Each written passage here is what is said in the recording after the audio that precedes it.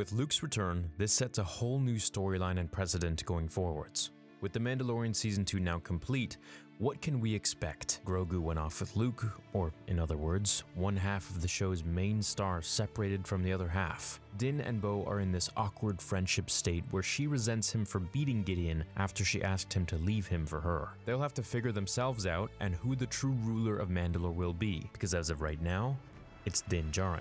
I think the season will jump back and forth between characters, not only fleshing out their arcs and stories, but also keeping us always up to date with everything going on. Season 3 of The Mandalorian needs to focus on many things, and if Luke is going to be part of it, then his journey to make a Jedi temple and find students is going to be thrilling to witness. He'll need to go through the galaxy and find Force-sensitive children like Grogu to train. What kind of obstacles could he come across? How will he deal with them? Will they be physical?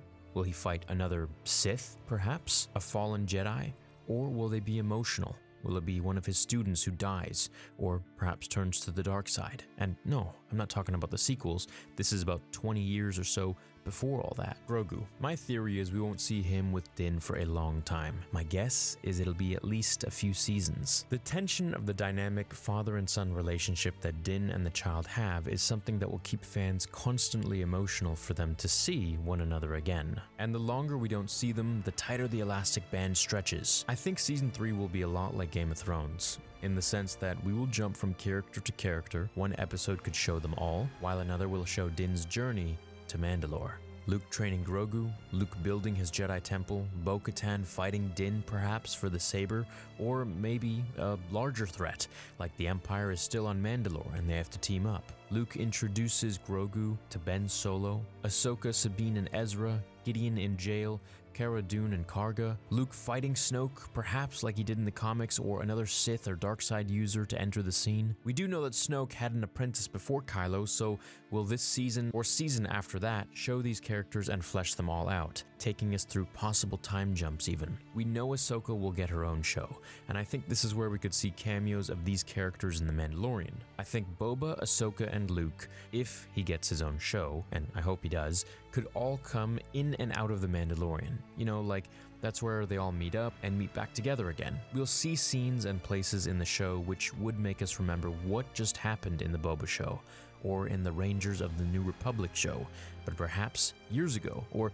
years into the future, and vice versa. Very Game of Thrones, where an episode could cover several different characters all throughout different parts of the galaxy, or it could just focus on one for that episode. I think Luke's return means that he'll eventually get his own show, and if he doesn't, then we'll be focusing on the other half of the show, which is Grogu. Grogu and Ben will befriend each other, and I just see that happening. I think Grogu will teach Ben how to force freeze or something like that, as when Grogu was choking the troopers out and flinging them all over the place, we got some hints of Kylo's theme. This really foreshadows a lot for me. Now that he's with Luke, we could see Han, Chewie, and Leia again, and with them, their newborn baby, Ben Solo. Luke could eventually meet Ahsoka and they could swap stories about Anakin. Luke could tell her that he was redeemed and Vader was no more in the end, that Anakin Skywalker is very much one in the Force and can speak to her, having an episode that Master Luke teaches Ahsoka on how to commune with the netherworld of the Force.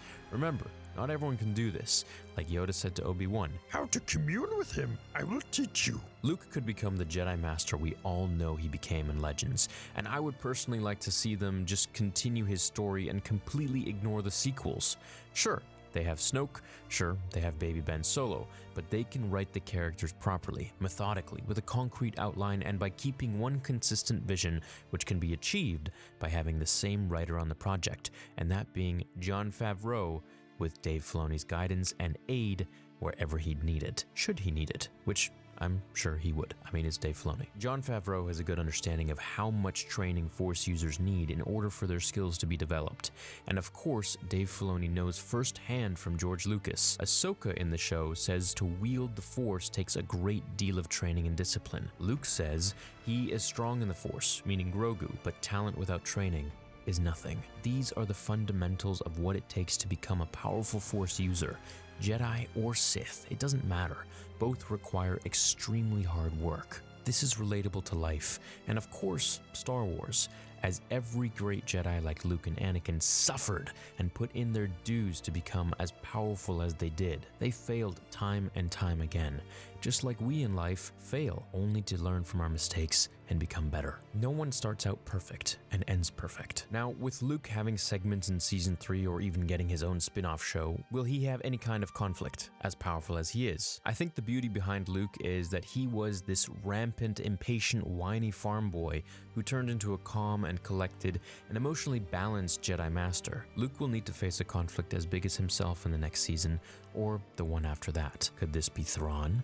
Or what if the cloning doesn't stop here? Rather, more projects come to be, such as a young Palpatine or a young Anakin trained to destroy the Jedi. Could they make Starkiller canon? Did Vader have an apprentice of his own that could rival Luke? I think with a character as powerful as Luke is, we need a rival character just as strong, or at least someone smarter. And of course, we know that would be Thrawn for sure. And if we don't get this, then we need the conflict to affect Luke's emotions, possibly by shifting him off his center by getting his emotions involved. And no, I'm not talking about, his nephew giving him dark visions leading to his attempted murder. I'm talking about something realistic to cause Luke to struggle so deeply. Perhaps that his father trained another person, and the havoc being caused in the New Republic is due to this angry, unbalanced, insanely powerful apprentice to Darth Vader who still lives. I could see that being an internal and external conflict for Luke. It would be awesome to see Luke put to the absolute physical and emotional test. Luke could raise his students and end up losing some of them to the dark side. This might test him and his overall confidence in how well he can raise Jedi. Alongside that, they could bring the rumored George Lucas sequel trilogy of bringing Darth Talon into canon.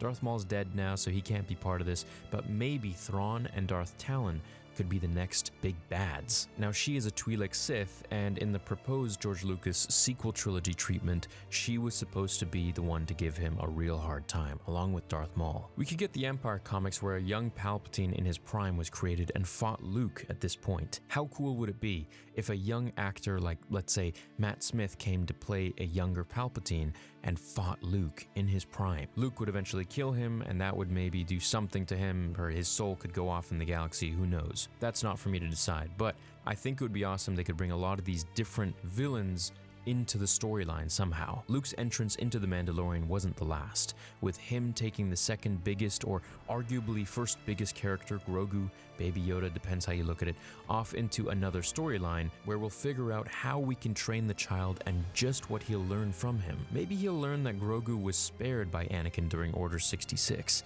or perhaps he saw Anakin killing Jedi during Order 66 and was hidden or protected or ran away. Imagine that. The one person between them is Ahsoka. She knows Grogu, Grogu knows Luke now, and Luke knows Anakin. It's amazing how all of this could play out and the things that we could see and learn. I hope Luke meets Ahsoka. It's all very exciting. I can't wait to see Mandalorian Season 3, and perhaps if we're ever going to get a Luke Skywalker spin-off show. I feel extremely lucky to be a Star Wars fan amongst all of you right now. I hope you enjoyed this theory video. Have an awesome rest of your day, and I will see you in the next episode. Until then, remember, the Force will be with you always.